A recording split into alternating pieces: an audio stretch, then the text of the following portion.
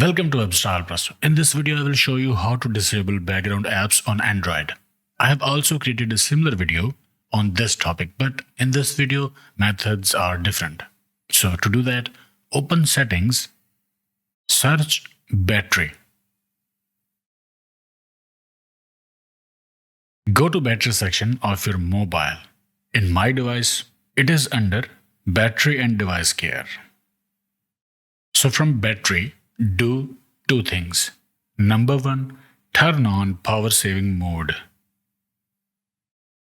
And number two, press background usage limits. And then turn this option on. Put unused apps to sleep. It will disable background apps on Android.